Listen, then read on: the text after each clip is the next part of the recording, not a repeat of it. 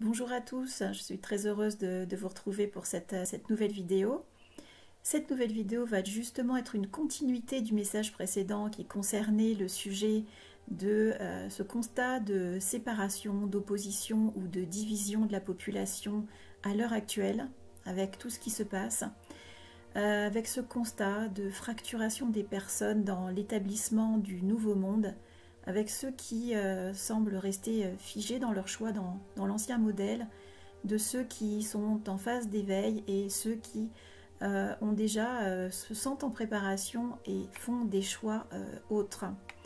Le premier message des guides, je vous laisse l'écouter si vous ne l'avez pas déjà fait, et je vous laisse en fait le lien, vous trouverez le lien dans la description.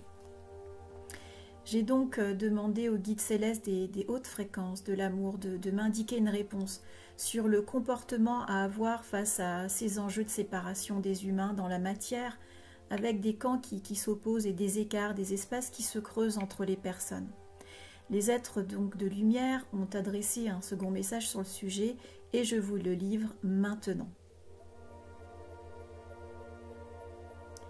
Nous voulons vous dire que la vie est un jeu de construction, déconstruction, reconstruction permanent. Et qu'en cela, la fortification de cet édifice de soi passe inexorablement par ces étapes de construction, déconstruction, reconstruction, ainsi que de diminution, de réduction, d'amplification, de rétrécissement, d'agrandissement. Tout ceci fait partie de la culture de la vie. Une fleur s'ouvre au soleil et se referme à la nuit tombée. Un organisme a des moments de plein éclat ou des moments de tension. Lorsque vous vous activez, comme il traverse des moments où l'énergie est beaucoup plus calme et reposée, lorsque vous dormez. La vie n'est pas linéaire. Et bien qu'il existe des effets graduels, la vie est aussi en rotation. Elle tourne, elle bouscule. Et donc dans ces moments où vous êtes dans un périple qui vous apparaît comme toxique et dangereux, dans ces moments où vous vous sentez brassé et en plein tournoiement, des êtres vont se rassembler par la force concentrique et d'autres vont se distancer comme une extraction ou une expulsion. Des êtres vont se rassembler comme une aspiration les uns vers les autres, avec justement des aspirations communes dans les ressentis de la vie. Tandis que d'autres vont s'extraire comme expulsés du centre vers un autre cercle de vie, un cercle excentré. Certains verront par la lucarne en pleine nuit la lumière dorée de la lune. D'autres verront par la lucarne le sol obscur quasiment invisible. Ils regarderont par terre plutôt que d'élever les yeux vers le lunaire. C'est un choix de lecture, tout est ouvert, tout est possible. Vous avez la possibilité d'orienter votre regard, votre être, votre vision, vos choix, au sein d'un même espace pour tous, et pourtant, dans une orientation particulière et différente, les uns des autres. Telle est la vie, telle est votre implication. Certains peuvent emprunter un chemin puis revenir sur leurs pas.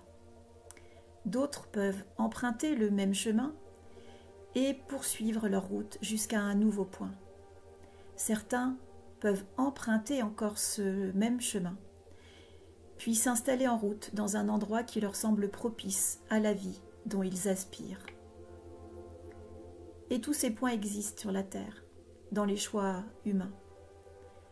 Comme tous ces points existent dans l'univers, telle cette carte aux étoiles, où dans le ciel vous avez d'innombrables points de lumière, ici ou là, dispatchés ou parfois rassemblés. L'univers est fait de densité et de légèreté, d'agglomérats et d'individualisation. Tout est fait de toute manière, de grand comme de petit. Quelle que soit l'unité de mesure ou de valeur choisie, il y a toujours plus grand et plus petit. Regardez en vous ce qui vous apparaît. Regardez ce qui calibre vos choix. Est-ce la peur, Est-ce la volonté de changement? Est-ce que cette volonté de changement ne se dresse pas face à une autre forme de peur, ne se réalise pas à travers une tension nerveuse, émotionnelle? Est-ce une nouvelle voie dont l'aspiration est pure, nette, saine et sans réactivité? Vos orientations sont fidèles à quel type d'énergie? À quelle nature énergétique répondent vos orientations? C'est à vous de regarder ce qui vient en vous et quel est le but à atteindre. Dans quel but voulez-vous manifester la vie et de quelle manière? Le but serait-il de vouloir atteindre un résultat? Dans ce cas, quel est-il? Quel est ce résultat qui vous guide pour vous réaliser? Regardez en vous ce qui vous habite, ce qui parle avec ces quelques indications et questionnements. Quand vous vous sentez en séparation avec les autres, vous sentez-vous séparé en vous-même et de quoi? Quand une culture commune ne peut plus avoir lieu, pour des raisons diverses, est-ce pour autant d'ajouter une fracturation supplémentaire en projetant de l'agacement, du mépris ou de la haine sur un groupe, une communauté à laquelle vous ne vous sentez plus appartenir?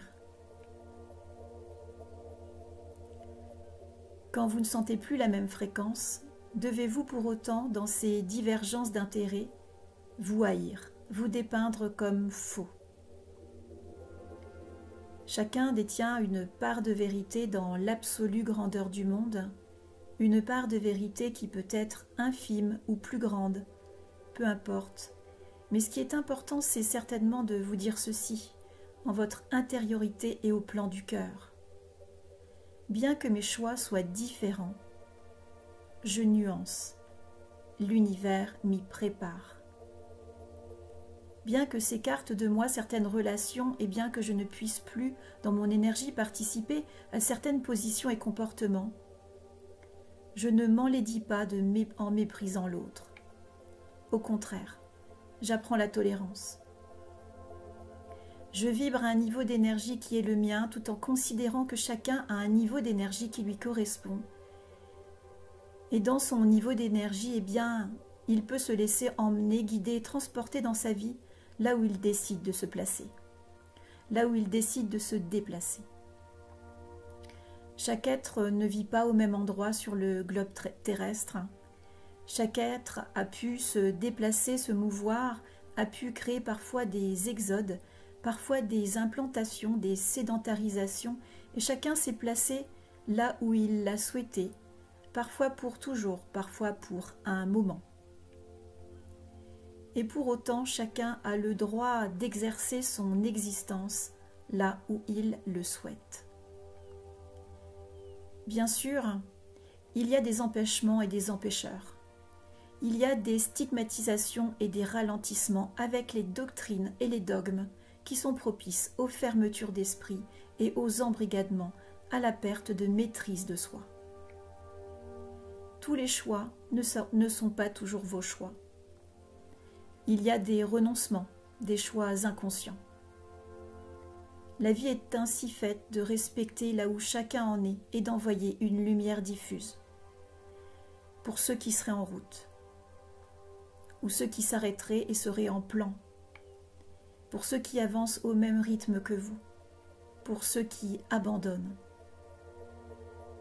pour ceux qui n'avanceraient pas ou n'avanceront jamais parce qu'ils ont décidé ou ne se pensent pas en capacité de faire un pas. Chacun a son histoire, sa vie. Et tous ces phénomènes font la vie, l'articulation de la vie. Des phénomènes de croissance ou de décroissance, des phénomènes d'élasticité, de rigidité.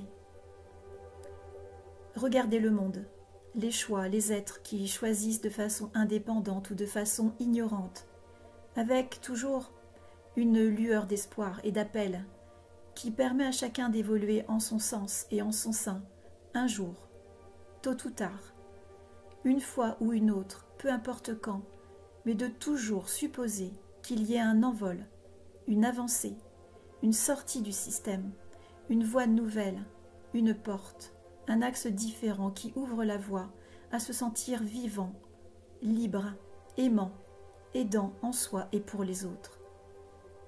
Que cette lueur puisse atteindre le cœur de chacun, quel que soit là où il en est. Que la lumière soit sur vous tous, les êtres de lumière de la voie sacrée, les anges du système solaire. Merci beaucoup à vous, chers guides, pour cet enseignement complémentaire. Merci également à vous tous, chers abonnés, de réceptionner ce message. Je vous envoie tout mon amour et je vous dis à très vite pour une nouvelle capsule et un nouveau sujet. Namasté du cœur, à bientôt.